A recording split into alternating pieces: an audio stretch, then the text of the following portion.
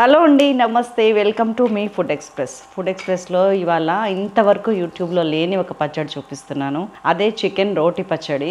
దద్దరిల్లిపోయే లెవెల్లో ఉంటుందండి. ఒక్కసారి ఏం కావాలో చూడండి. ఇంగ్రీడియంట్స్: బోన్లెస్ చికెన్ పావు కేజీ, ఎండుమిరపకాయలు, పచ్చిమిరపకాయలు, పసుపు, ఉప్పు, కారం, కరివేపాకు, కొత్తిమీర, లవంగ, చెక్క, యాలుక, జాపత్రి, అల్లం, వెల్లుల్లి, మినపప్పు, పచ్చిశనగపప్పు, ధనియాలు, ఆవాలు, మెంతులు, జీలకర్ర, చింతపండు, ఆయిల్. మనకి టైం సేవ్ అవ్వాలంటే ఇప్పుడు ఒక పని చేయాలండి. బోన్లెస్ చికెన్ని ఫస్ట్ ఒక సైడ్ ఉడకబెట్టేసుకుంటా ఉంటే మనకి ఒక సైడ్ ఫ్రై అవుతూ ఉంటుంది. ఎలా ఉడకబెట్టాలో చూపిస్తా. ఆ చికెన్ మాత్రమే పట్టేంత కడాయి చిన్నది తీసుకున్నాను. దాంట్లోకి ఇగోండి మన పావు కిలో బోన్లెస్ చికెన్ ఏదైతే ఉందో ఇది ప్యూర్లీ బోన్లెస్ మాత్రమే వాడాలి మీరు. ఫస్ట్ లైట్గా ఆయిల్ వేస్తున్నాను,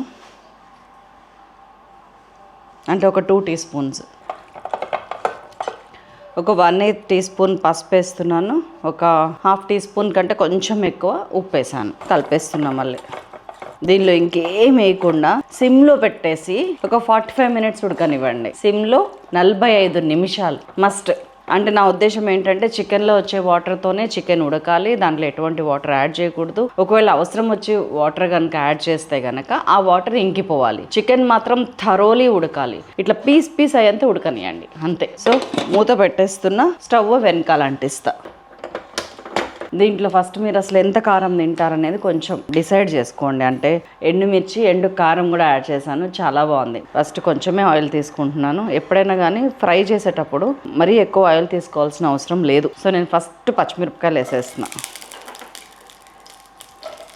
మనం రోటి పచ్చడికి ఎట్లా అయితే వేసుకుంటామో అట్లా. అల్లం ఒక 1.5 ఇంచ్ అల్లం. పావు కిలో చికెన్కి ఎంత అల్లం పడుతుందో అంత అల్లం. ఇదిగోండి. ఒక 1 టీ స్పూన్ మినపప్పు, 1 టీ స్పూన్ శనగపప్పు, యాజ్ ఇట్ ఈజ్ మీరు రోటి పచ్చడిలో వేసినట్టే.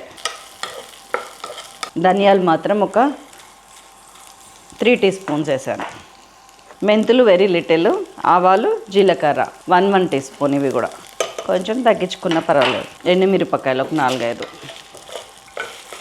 కొంచెం కరివేపాకు ఇక్కడ వేద్దాము. కొంచెం కరివేపాకు పోపులో వేసుకుందాం. లాస్ట్ బట్ నాట్ లీస్ట్ ఇదిగోండి, చెక్క ఒక 1.5 ఇంచు, 2 జాపత్రి రేఖలు, 2 యాలుక్కాయలు, ఒక 5-6 లవంగాలు. ఇప్పుడు ఇది లేకుండా చికెన్ పచ్చడిని కూడా ఊహించలేవు. లాస్ట్కి వెల్లుల్లి వేసేస్తున్నాను. బాగానే ఒక పాయ పడింది.